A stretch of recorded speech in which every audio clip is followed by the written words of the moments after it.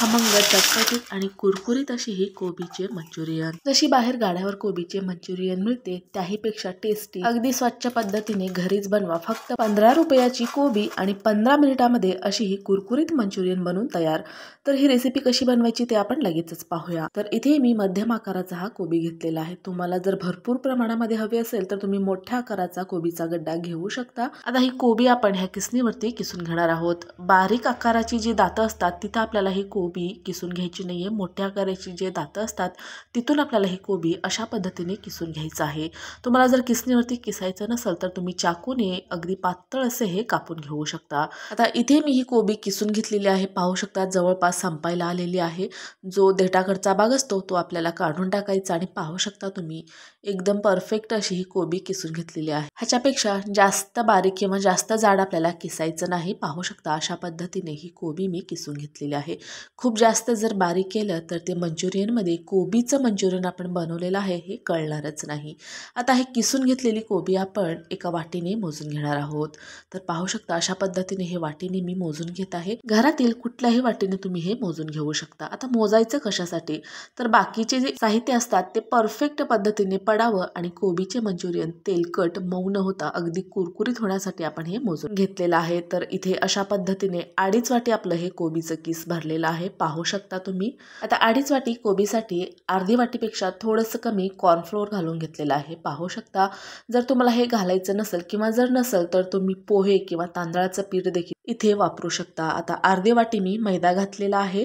थोडीशी हळद घालायची आहे आणि 2 चमचा मसाला तिखट घातलेला आहे। साठवणीतला जोही मसाला असेल ते तुम्ही इथं घालू शकता।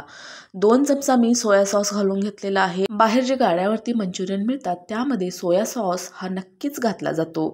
जर तुमच्या जवळ नसेल किंवा नसेल घालायचं असेल तर नाही घातलात तरी देखील चालेल, असेल तर नक्कीच आवर्जून घाला। त्यामुळे कोबीचे मंचुरियन अगदी टेस्टी लागतात। 1 चमचा आलं लसूण पेस्ट घातलं। चवीपुरतं मीठ घालायचंय। आलं लसूण पेस्ट अजिबात विसरायचं नाही, त्यामुळेच तर खरी चव मंचुरियनला येते। जर आलं लसूण पेस्ट नसेल तर तुम्ही अद्रक आणि लसूण किसून देखील घालून घेऊ शकता। आता इथे मी थोडीशी कोथिंबीर देखील घातलेली आहे।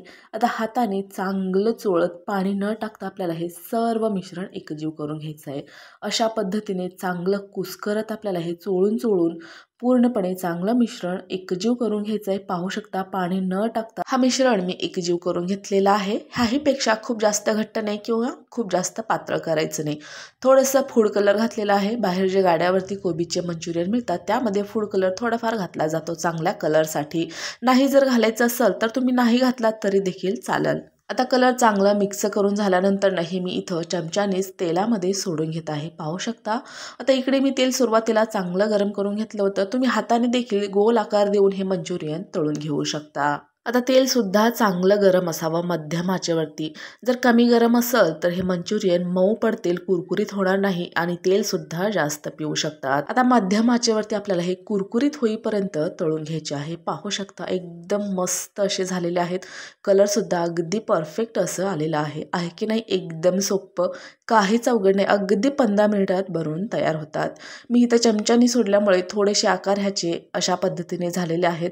चमच्यानी सोडलं तर आणखी देखील जास्त कुरकुरीत होतात। हाताने देखील तुम्ही गोल आकार देऊन हे तळून घेऊ शकता। आता जास्त जर तेलकट नको असेल तर अशा पद्धतीने तुम्ही ह्यामधला तेल देखील पूर्णपणे काढू शकता। तर पूर्ण कोबीचे मंचुरियन मी बनवून तयार करून घेतलेले आहे। अगदी मस्त असे परफेक्ट कुरकुरीत पूर्ण फॅमिलीला पुरेल एवढी ही कोबीची मंचुरियन बनवून तयार आहे। परफेक्ट पद्धतीने घरीच जर बनत असेल तर बाहेर जाऊन खायची काहीच गरज नाही।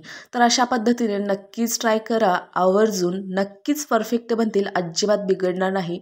रेसिपी शेवटपर्यंत पाहिला असाल तर व्हिडिओला लाईक, शेअर आणि सबस्क्राईब करायला विसरू नका। भेटूया पुढच्या एका छानशा व्हिडिओमध्ये, तोपर्यंत धन्यवाद।